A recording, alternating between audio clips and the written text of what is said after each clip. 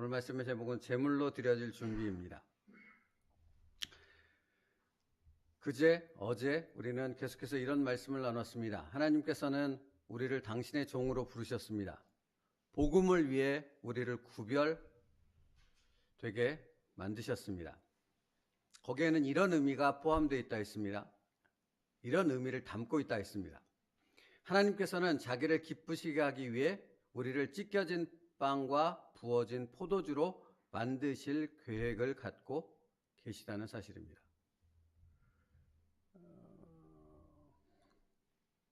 그러니까 구원받았다라는 것은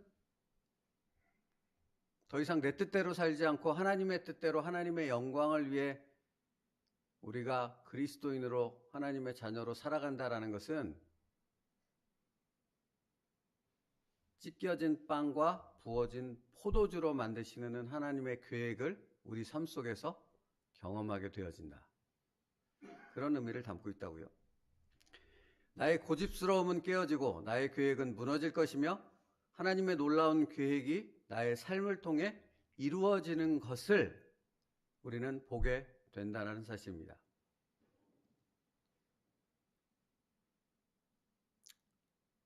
그래서 오늘 챔버스 목사님은 당신은 사역을 충성스럽게 감당하기 위해 믿음의 제물로 자신을 어제죠.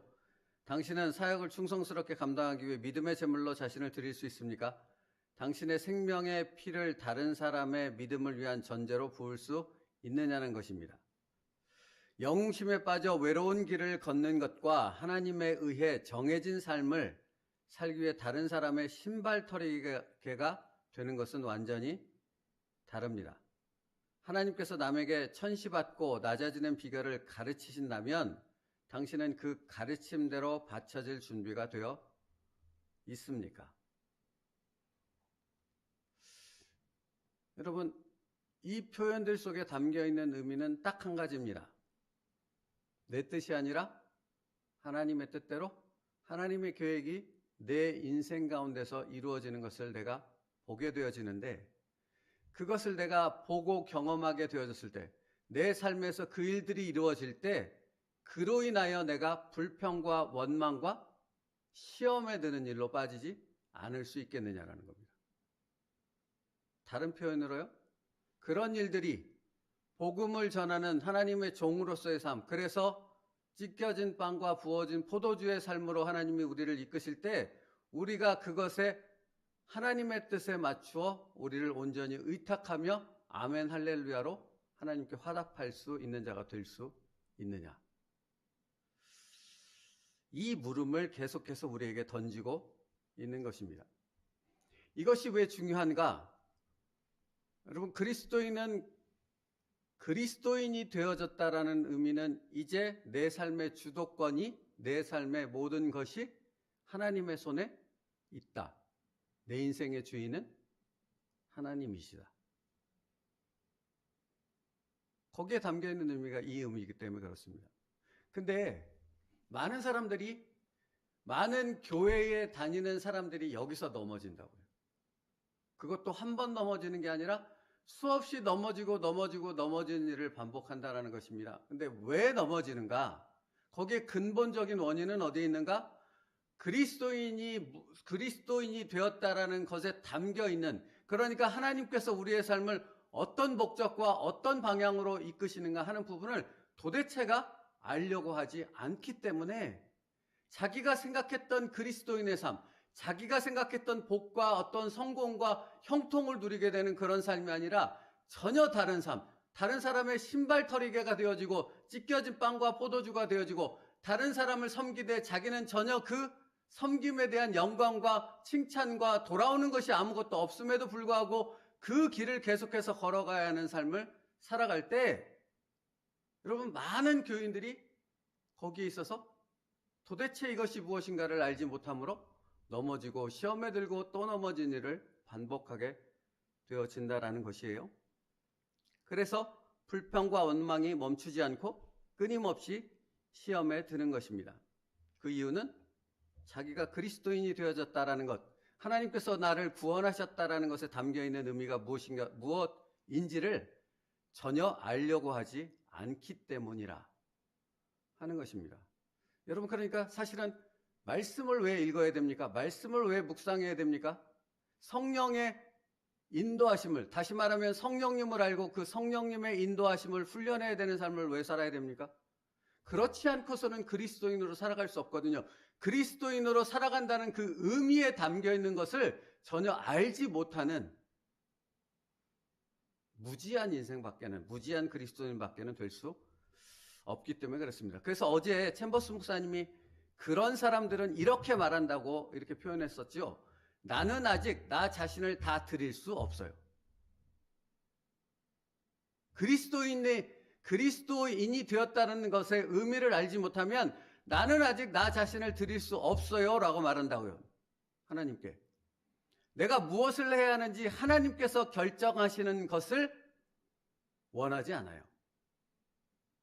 하나님이 내 인생을 다스리고 내 인생을 이끌어가고 내 인생의 방향을 하나님께서 정하신 대로 이렇게 인도하시는 것을 나는 원하지 않아요. 싫습니다. 그러니 원망과 불평이 나올 수밖에요. 내가 어떤 희생을 할 수 있는지 내가 결정하기를 원합니다.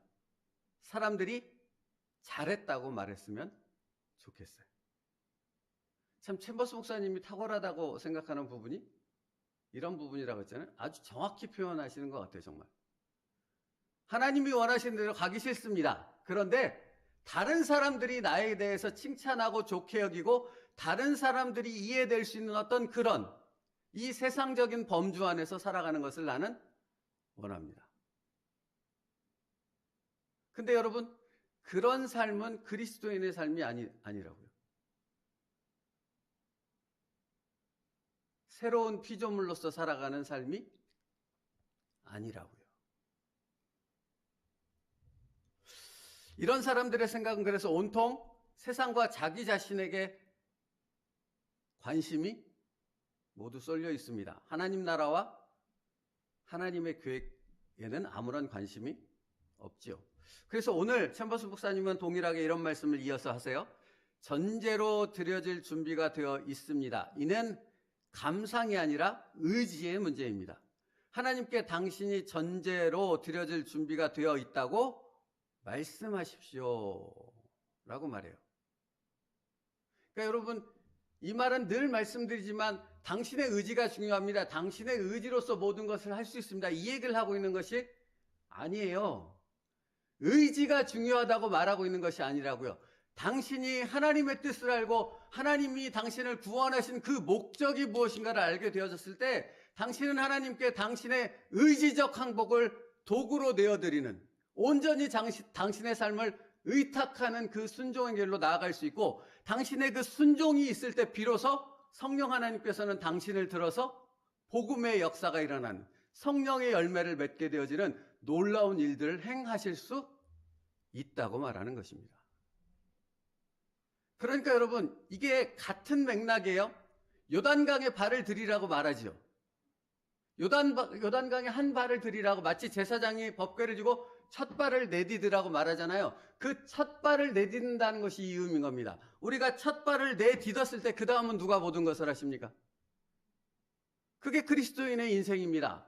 그게 그리스도인의 삶이라고요. 그런데 이것을 알지 못하면 끊임없이 나는 모르겠으니 하나님이 다 하십시오, 이런 원망과 불평만 한다든가, 나는 그 길을 갈 수 없습니다, 나는 도대체 그것을 할 수가 없습니다, 나는 하기 싫습니다 라는 말만을 반복하게 되어진다고요.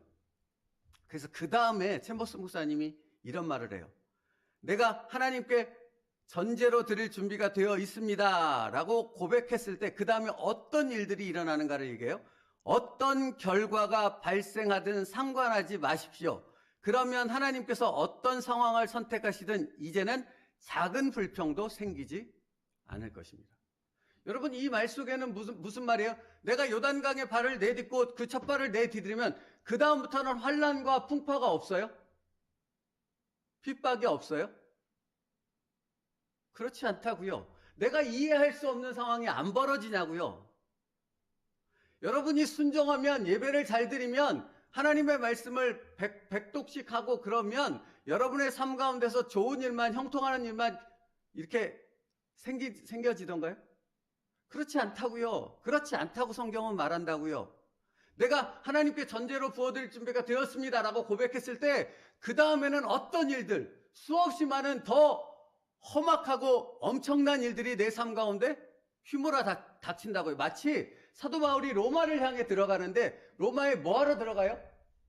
순종하러 들어가잖아요. 근데 사도 바울이 탄 배가 무엇을 만나요?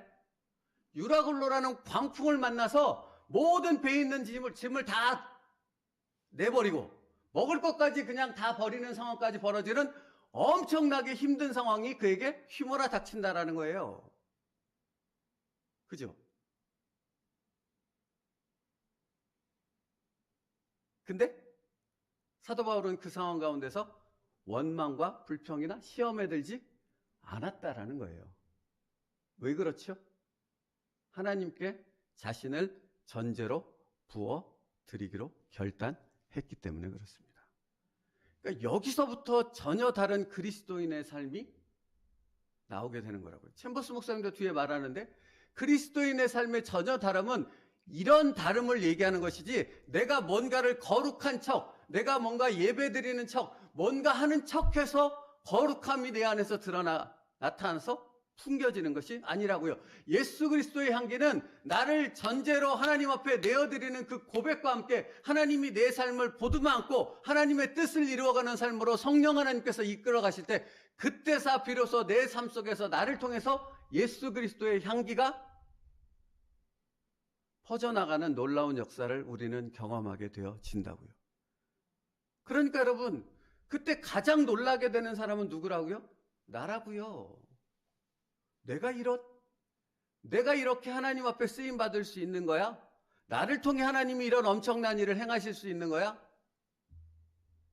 그런 일들이 벌어진다고요. 그게 사도행전에서 나오는 역사 아니냐고요. 베드로가 나면서부터 안진뱅이를 일으켜 세웠다고요. 맞죠? 은각은 대격권이와 나사렛 예수 그리스도 이름으로 일어나 걸어라 하고 잡고 일으켰다고요. 날 때부터 안전병이를. 여러분 가장 놀란 사람은 누구였겠냐고요. 베드로였다고요. 왜 그렇습니까? 그 사람한테는 아무런 능력이 없거든요. 어떻게 안진뱅이를 일으킬 능력이 베드로에게 있었겠냐고요. 그런데 자신을 전제로 하나님 앞에 내어드리고 온전히 성령 하나님께 의탁했더니 자기가 말한 그대로 그 안진뱅이가 일어서는 놀라운 역사를 그 도구로 쓰임받는 놀라운 삶을 경험하게 되어졌다라는 사실이지요. 그런데 여러분 이것이 바로 그리스도인의 삶이라고 성경은 말하고 있다라는 거예요. 그래서 우리가 주일날 살펴봤던 말씀인데 부활하신 주님께서 디베라 바닷가에서 숨어있는 베드로를 찾아가셔서 3번 동일한 질문을 하신 후에 그 다음에 베드로에게 이렇게 말씀하셨다는 거잖아요. 이 말씀 속에 정확히 오늘 말씀의 의미가 들어있어요. 내가 진실로 내게 이르노니 내가 젊어서는 스스로 띠뛰고 원하는 곳으로 다녔거니와 늙어서는 내 팔을 벌리리니 남이 내게 띠띠우고 원하지 아니하는 곳으로 데려가리라. 이 말씀을 하심은 베드로가 어떠한 죽음으로 하나님께 영광을 돌릴 것을 가리키심이러라. 이 말씀을 하시고 베드로에게 이르시되 나를 따르라 하시니. 사랑하는 성도 여러분, 이것이 그리스도인의 삶입니다. 그러므로 우리의 삶 가운데 시험거리가 없어지고 원망과 불평이 없어지는 것은 그럴 상황들과 그런 일들이 벌어지지 않아서가 아니라 내가 전제로 부어지는 나를 구원하신 하나님의 뜻과 목적이 어딘가를 명확히 알아 의지적 항복을 하나님 앞에 선언하고 나의 삶을 온전히 의탁할 때 시험될 일이 없고 원망과 불평이 나올 일이 없게 되는 거죠. 그래서 그 다음에 샘버스 목사님이 이런 말을 해요. 하나님은 그러니까 나를 전제로 하나님께 드리겠습니다 하는 고백 이후에요. 하나님은 당신으로 하여금 위기를 지나게 하십니다. 아무도 당신을 도울 수 없습니다. 여러분, 하나님께서 나를 그 이끌어가는 그 삶 가운데 다른 사람이 나를 도울 수 없다고요. 왜죠? 거기에는 하나님의 뜻이 이루어지는, 하나님의 나라를 세워가는 하나님의 인도하심, 강권적인 인도하심이 있기 때문에 그런 것입니다. 여러분, 만약에 유라굴로 광풍을 만났을 때 사랑하는 사도 바울을 하나님이 거기서 건져내셨다면, 그럴 능력이 있으시잖아요. 건져내실 수 있었잖아요. 근데 건져내시지 않았다라는 거죠. 그 과정을 통해 온전히 하나님 앞에 나아가는, 하나님의 뜻을 이루는 하나님의 종의 삶을 살아갈 수 있기 때문에 그런 것입니다. 사랑하는 성도 여러분, 우리도 이 삶을 살아갑니다.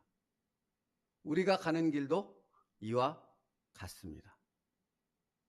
그러므로 여러분이 말씀을 통해서 기도 가운데 하나님의 뜻을 구해야 할 것은 나로 하여금 담대히 그 길을 걷게 하여 주시옵소서. 그 기도가 되어져야 하죠. 신보 목사님 그 뒤에 이런 설명을 붙이더라고요. 이때 외적으로 삶의 모습이 이전과 같아 보일 수 있습니다. 그러나 당신의 의지의 차이가 발생합니다. 의지로 내적 위기를 겪어냅니다. 그러면 외부적으로 어떤 위기가 닥칠지라도 희생을 감수하며 나아가게 됩니다. 그 다음에 붙이는 말이 참 중요하더라고요. 만일 하나님께 의지를 드리지 않았다면 당신은 자기 연민에 빠지게 될 것입니다. 아까 말했죠. 원망과 불평, 끊임없는 시험에 든다고. 그것은 어디에 원인이 있는가? 상황에 문제가 있거나 사람에게 문제가 있는 것이 아닙니다. 내가 나를 전제로 하나님께 부어드리는 그리스도인의 삶이 무엇인지를 아직 알지 못하기 때문이라고요. 거기에 원인이 있다고요. 요 뒷부분의 말씀은 요 앞부분 조금만 읽어드리고 말씀 마칠게요. 뒷부분은 여러분이 묵상해 보십시오. 시편 118편 27절 말씀을 인용하며 이렇게 말해요. 밧줄로 절기 제물을 제단불에 멜지어다. 제단은 불을 의미합니다. 제단은 한 가지 목적을 위해 태우고 거룩하게 하고 구별합니다. 곧 하나님과 관련되지 않은 모든 것과 하나님께 나아가는 것을 방해하는 모든 것을 소멸시킵니다. 그러니까 여러분, 내가 하나님 앞에 온전히 나를 내어드릴 때 하나님은 나로부터 제거돼야 할 것들을 제거하신다고요. 삶의 그 상황과 과정을 통해서.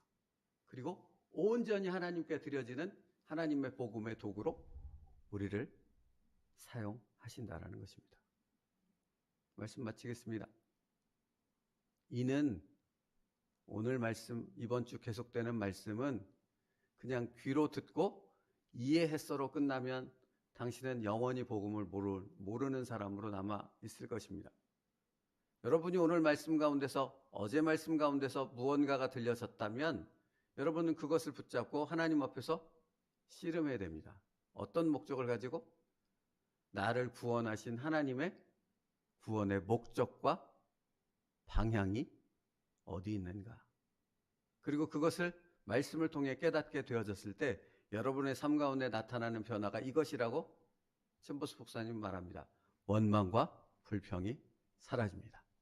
시험거리가 더 이상 생기지 않습니다. 하나님께 온전히 붙들려 있기 때문입니다. 기도하겠습니다. 살아계신 하나님, 오늘도 우리에게 말씀하시는 하나님을 대면하여 바라봅니다. 주의 말씀을 붙잡고 이제 씨름을 시작하게 하여 주시옵소서. 우리를 향하신 하나님의 뜻과 목적이 어디 있는가를 알게 하시옵고, 우리를 복음의 종으로 부르셔서 찢겨진 빵과 부어진 포도주, 다른 사람을 위한 신발털이개로 사용하실 그 하나님의 계획을 알므로 온전히 하나님 앞에 전제로 나를 부어드릴 수 있는 믿음의 결단으로 나아가게 하여 주시옵소서. 그것을 통해 우리를 바꾸시며 우리의 삶 가운데 역사하시는 성령 하나님의 그 놀라운 역사를 더 깊이 체험하며 알아가는 진정한 그리스도인들 되게 하여 주시옵소서. 예수님의 이름으로 기도 올리옵나이다. 아멘.